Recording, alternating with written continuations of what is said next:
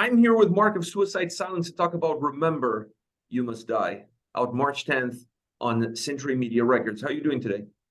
I'm doing fantastic, man. Thanks for having me.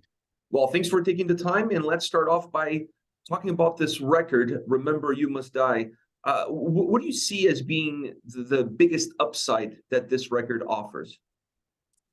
I think that this record, I can fully wholehearted say that this is the first time in a long time that all of us were 100% reading the same book on damn near the same page, and everybody knew what we wanted from this album, uh from the label to the producer, everyone involved. It was like this collective effort that I haven't really felt that in quite a while. So yeah, it's cool. I mean, it's like it's pretty much all you can ask for when you're working on a project or a record, that like everybody is, working on the same thing and not trying to do something different.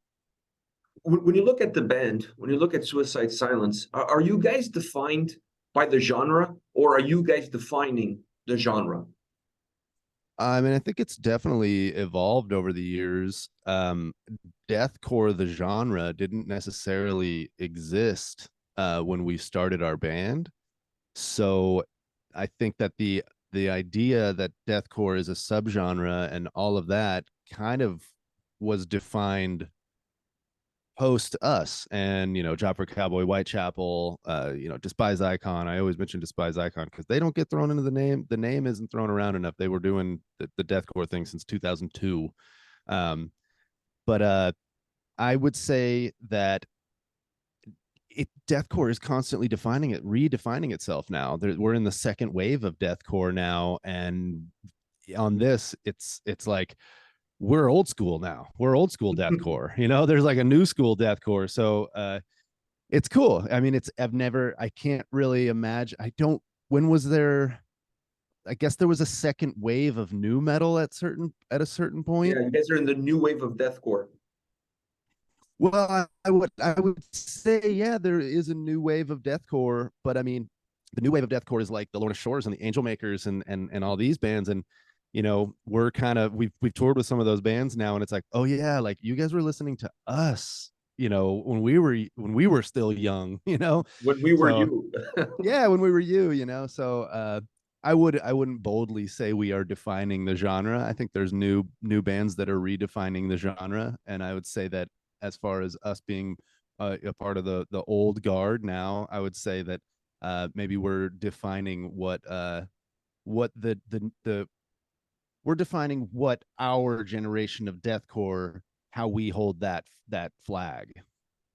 You mentioned with my first question that everybody was on the same page, everybody was reading from the same book when it came to making this album. Considering the longevity of the band, considering the fan base of the band, do the desires of the fan base ever interfere in what the creative process is going to be for an album like this? For an album like this, not necessarily this album. I think that, I mean, even saying that we were on the same page, I think that even the fans are on the same page. I think on this one, I think that what we wanted is what the fans wanted too, and it wasn't a forced kind of thing. It was, we wanted to make a heavy as possible, fun, pissed, all of the shit that we're known for. We wanted to do that kind of thing. It was what we all wanted. I would say definitely in the early days, you know, the what the fans would think was a major factor, and there was a lot of rules that we would put on ourselves and kind of say, oh no, we can't do that, like people will hate that. So it definitely did affect, the earlier days of how we would come up with songs and what we would want to do. And um yeah, I mean, we've from album to album always tried to incorporate new things, try different things, completely throw the rule books out. We've tried all of that stuff, and on this record, seventh record in, I think this is just kind of us still honing our or sharpening our weapons, so to say, and making sure that what the tools we have in the toolbox, that we're using all of them, and and what's cool beautiful about it is, yeah, this one really felt like, you know, what we're doing, this is what fans want from us too, but that's what we wanted as well. So uh, it felt natural. It was a great record to put together. Super fun. Everybody was aligned. Yeah. When it comes to putting the actual structure of the album together, you have the songs, you have an idea what each song is going to give you. Do you put the record together similar to the way you address a set list, for example? Is there a thought process, and a meticulous thought process when it comes to how an album should feel and sound from the first all the way to the last track? Yeah, I mean, we definitely we're not like old dudes, but we're you know, we come from the buy a record and start it and listen to the whole thing. We like those. I am a fan of albums. I want to hear how someone put it together, and I think about that kind of thing as well. Like they chose this as the first song or this is the last song.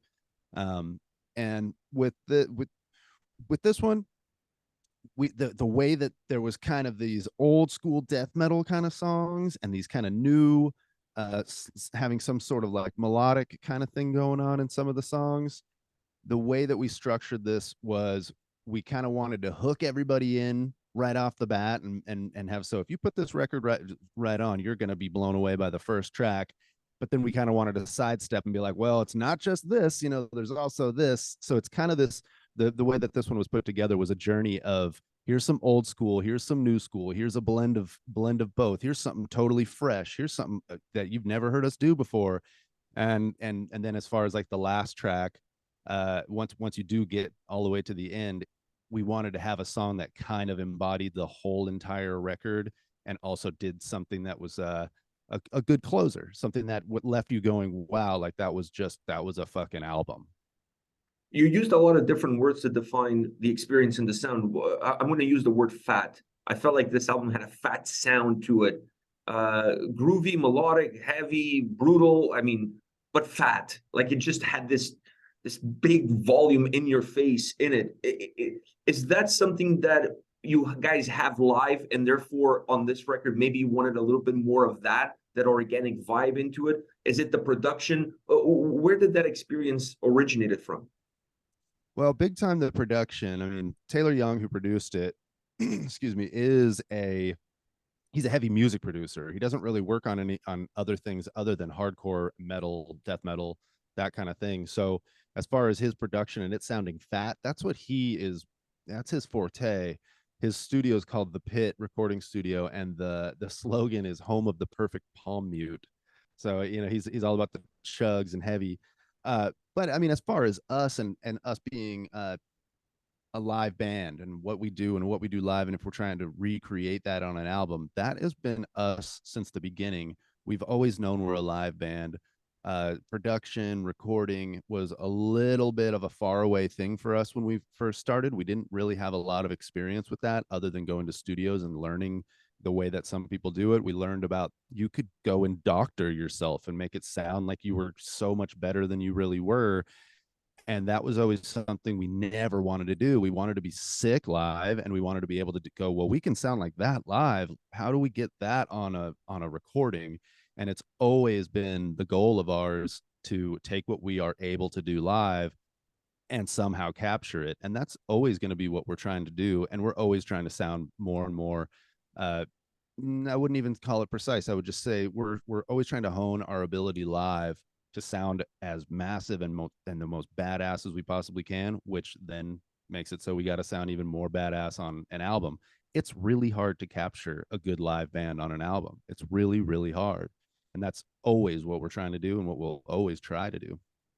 When you come into a record as a guitar player, do you have specific goals in mind that you're as you're trying to involve your own sound, your own abilities? Do you come in with maybe a checklist or a checkbox of things that you want to do, or is wherever the process takes you, that's where you end up? No, that's a good question. Yeah, always. There's always, it usually comes with hindsight from the previous record where the record's done, it's probably been out for a little bit, or maybe it hasn't even come out yet. You're already listening to it and going, all right, we did all this, we did this, we did this, we didn't really do anything like this, we haven't gone and tried these kinds of things. And yeah, I always am left with it's a way I gauge my energy and how passionate I really am for songwriting, is how inspired I am after recording a record. How many more ideas do I still have that I want to, get out? And and that's also what I love about this record. I was ready to write another album after this. I still had so many ideas and so many things I wanted to do. It almost felt like we were kind of opening a door into a new house, so to say. And we got into the living room, we did the kitchen, we started to, get to the first floor, and then we went to the next floor. We went into one room and we were done with the album. And I still have a lot more ideas, and there's still things I'm always looking to how can we do something a little bit different, but still maintain exactly our identity and who we are. How do you define yourself as a guitar player? Hmm, that's difficult. Um, I I'm extremely inspired. I'm always I'm aware that everything that happens is going to inspire me, and I don't take that lightly. Anything that I do, I'm looking at it as this is going to influence, my music. Guitar, I'm a weird one with this, where I think a lot of guitar players, they take their guitar so seriously, and they take it that it's that because it's their passion and they're so passionate about it, that there's a serious element to it. And for me, it's always been, sure, it's therapeutic, which is good, and that's a serious thing. It helps me be able to transmute, let's say, energy and things that I am inspired by. But I still am, it has to be fun for me. It has to be fun. And because of that, I look at it as, if I pick it up, I want to love it and enjoy it and be 100% with it, and I don't want to rely on it to do anything for me. I want to, me and the guitar together, like, I want to be empty and let everything flow through it. So I guess it's almost spiritual. It sounds like a little bit of a spiritual journey, a little bit of a what do you call it? Outer body experience. Yeah, well, I mean, I can look back to when I was a kid, and when I had all the time in the world, and I would sit and I would play guitar, and I would play guitar for like 11 hours or something, just go in and maybe take a couple of breaks here and there, but I would always be playing guitar.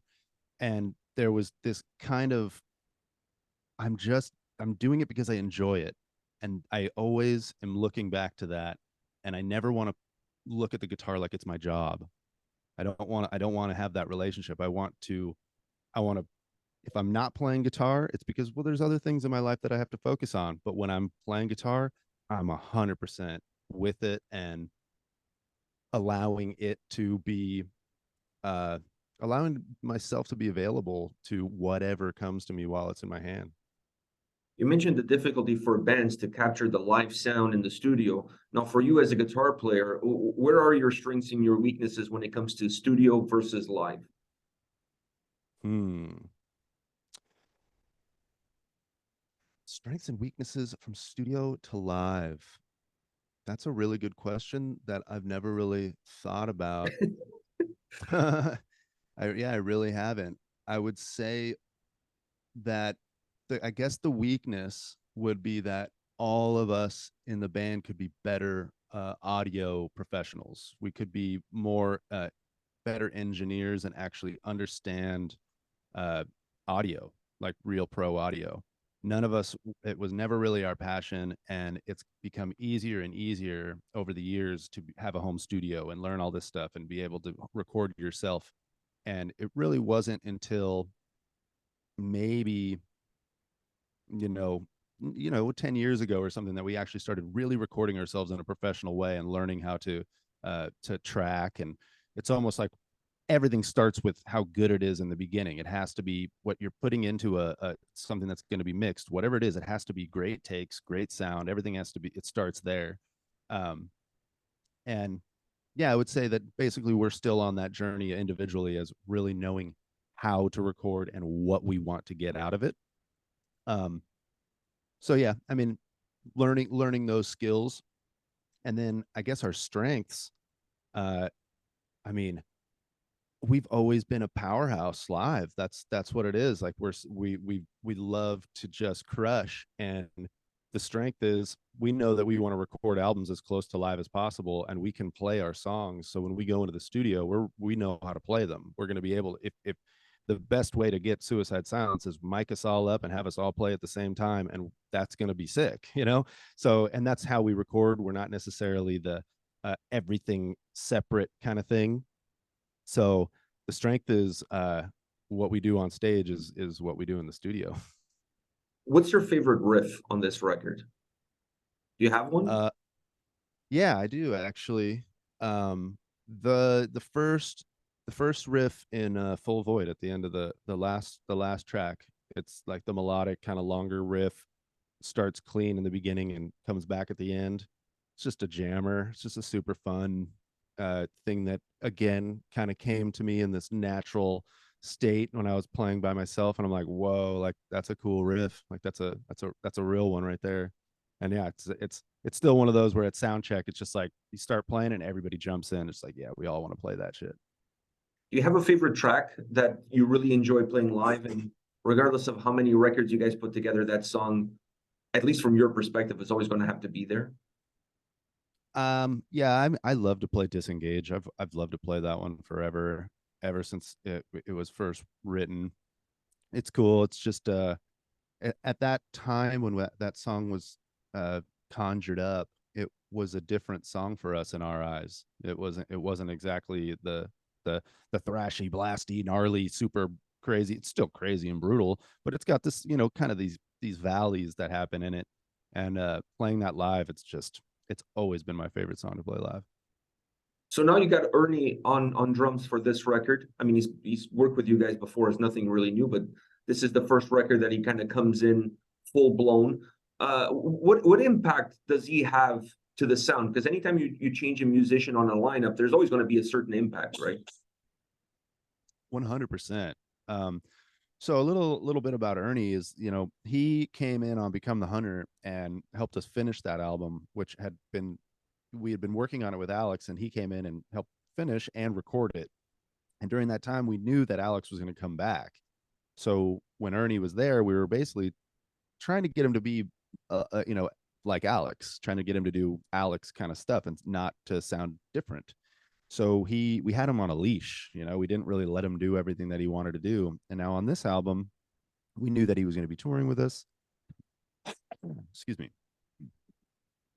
We knew he was going to be touring with us. I got a frog in my throat.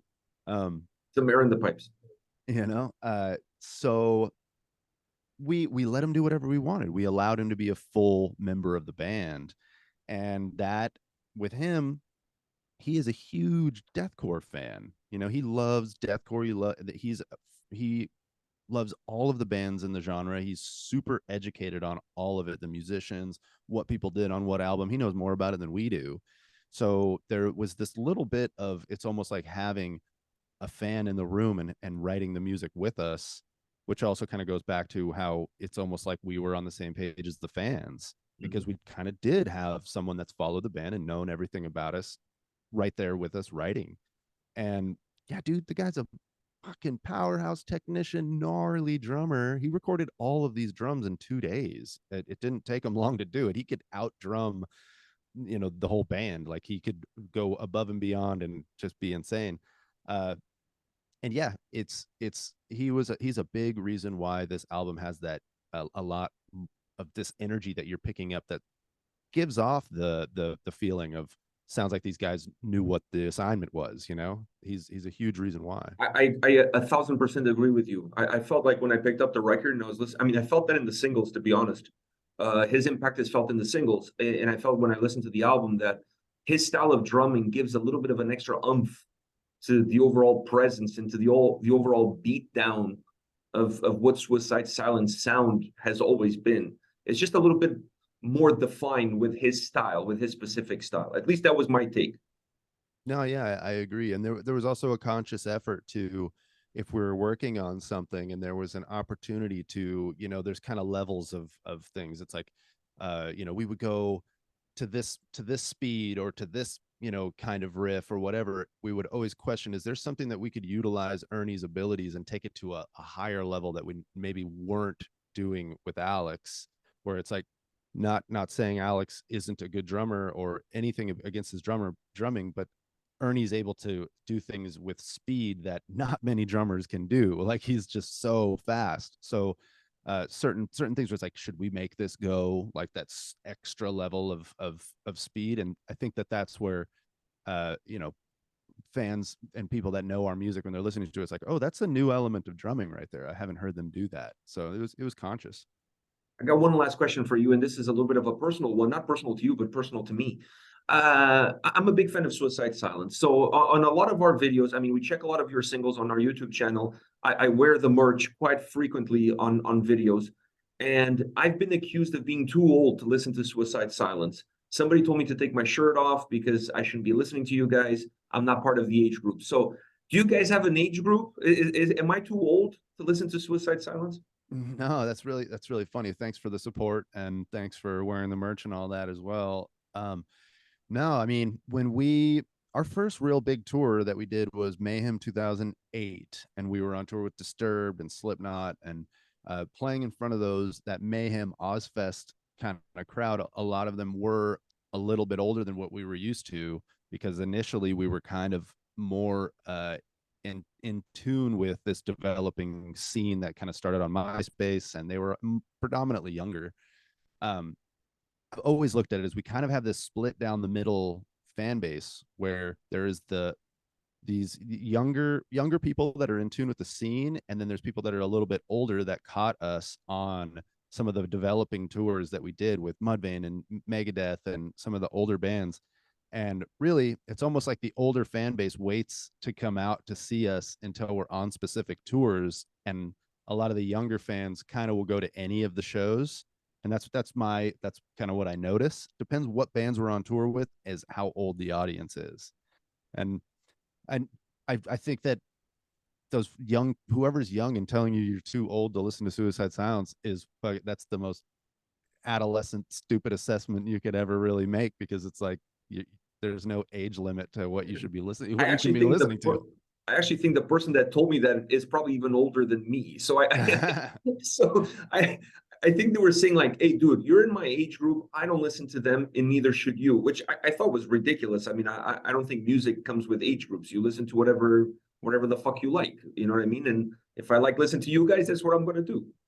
No, 100%. Yeah, I am on that other side, where I meet people like Mike Tempesta, my rep at Jackson. Like him, he's always blown away that it's like, oh, you grew up listening to AC/DC, and you're into Sabbath, and all the George Lynch, and like these guitar players and bands that are more 70s 80s, and that's where I come from. He doesn't expect it. I'm 35, but that's what I was listening to when I was young. I was into classic rock and classic metal, so I was kind of on that other side. It didn't. I wasn't listening to the new school bands, which is also very weird that I ended up being in Suicide Silence, because then I was in this like hip new band around all these bands that I was like, when I was young, dude, I was that.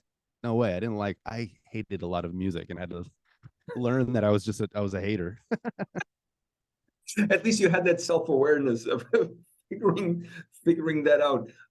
So I just had to ask you that because it's a running joke whenever we check out one of the new singles, one of your videos, or whenever I have the merch on. My kid, my son who's in the videos with me, always says, "Hey, somebody's going to say that you're too old to wear that shirt." Or even when I'm walking around the house and I have Suicide Silence shorts on, he's like, "Dude, you're too old for those shorts. You need some cargo shorts or something."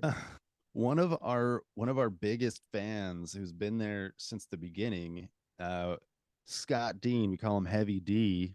I don't even know. He's got to be pushing 60.